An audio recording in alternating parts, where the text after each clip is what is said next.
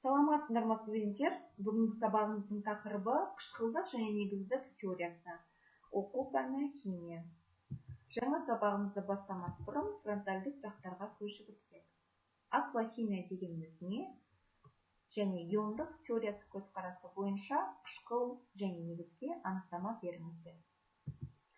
Сабағымыздың мақсаты қышқылдар мен негіздердің жалпылама теориясы туралы алған білімдерімізді әрі қарай қалыптастыру, яғни дамыту. Қышқыл және негіздің қосылысынан қышқылдық және негіздік комплекс құралады. Осыған орай біз қышқыл мен негізге анықтама берейік. Швед ғалымы Сванте Аренус 1887 жылы электролиттік диссоциациялану теориясын ұсынды. Бұл теория бойынша қышқыл дегеніміз суда ыдырағанда сутек иондарын, яғни түзетін заттар. Ал дәлірек айтқанда қышқылдық дән, индикаторға әсерін, химиялық қасиеттерін сипаттайтын гидроксоний ионын түзетін заттар. Яғни гидроксоний ионның формуласы H3O. Ал негіз деген суда ыдырағанда гидроксил ионын түзетін заттар. Ал гидроксил ионның формуласы OH анион, яғни OH минус ионы. Электролит ол катод және анодтан тұрады. Катод ол теріс заряд болса, анод ол оң. Яғни электролиттің ішінде катод пен анод зарядтары тербеліп отырады. Егер қышқылды Q, негізді N, катионды К, анионды А деп белгілесек, электролиттік, яғни теория бойынша мынадай сызбанұсқа құрастыруға болады.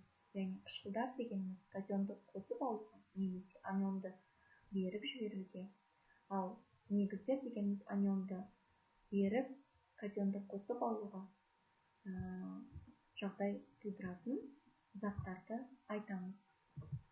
Осынович теориясы тұрғысынан басты орын әрекеттеуші бөлшектерге арналған, яғни келесі реакцияларға біз көз жүгіртсек, яғни бірінші реакция цинк OH2 қосылған 2H хлор тең цинк хлор2 қосылу H2O. Екінші реакция цинк О қосылған 2H хлор тең цинк хлор2 қосылу H2O. Үшінші реакция цинк қосылған H хлор тең цинк хлор2 қосылу H2. Төртінші реакция цинк қосылған хлор2 тең цинк хлор2. Бұл төрт реакцияда Осынович теориясы бойынша қышқылдық және негіздік реакцияларға жатады. Себебі реакция өнімі тұз, яғни цинк хлор2, мырыш хлориді болып табылады.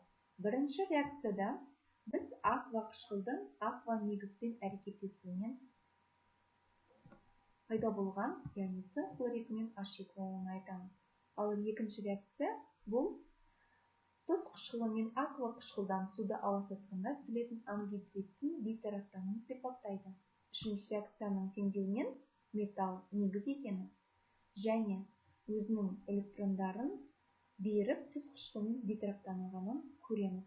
Ал төртінші реакцияда мырыш атомы қышқылдың хлор молекуласының электрондарын қосып алып бейтараптанады. Яғни нәтижесінде тұз мырыш хлоридін түзетінін байқаймыз. Қышқылдар мен негіздердің протолиттік ілімі, яғни 1923 жылы бұл теорияны, яғни протолиттік ілімді Брэнстед пен Лори ашқан болатын, яғни ұсынған болатын. Протолиттік ілім бойынша қышқылдар дегеніміз протондарды түзетін, ал негіздер дегеніміз протондарды қосып алатын заттар, яғни қосылыстар. Қышқылдар мен негіздердің протолиттік теориясы бұл теория бойынша қышқылдар мен негіздерді протолиттер деп атайды. Ал олардың бір-бірімен әрекеттесуін протолиттік тепе-теңдік деп атайды. Және бұл теорияны Брэнстед Лори деп атайды. Және бұл теория бойынша қышқылдар дегеніміз бұл сутек ионын беретін молекула, ал негіздер дегеніміз сутек молекуласын қосып алатын молекула деп атайды.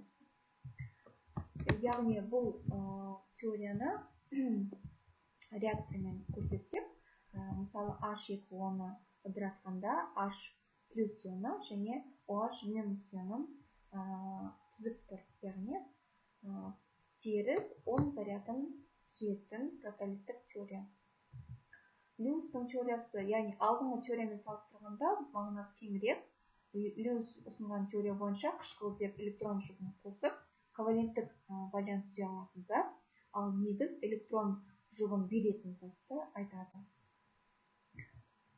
Қорытындылап кетсек, Аренустың теориясы бойынша сұлу етінді электролиз сипаты бойынша қышқылдар дегеніміз сұлу етіндіде диссоциацияланғанда, яғни ыдырағанда сутек ионымен қышқыл қалдығын, яғни түзетін заттар. Мысалы, H2SO4 тең H және плюс ионы сутек ионын бөліп тұр, және SO4 қышқыл қалдығын бөліп тұр. Ал негізде дегеніміз сұлу етіндіде диссоциацияланғанда немесе ыдырағанда гидроксид ионымен металл атомын түзетін заттар.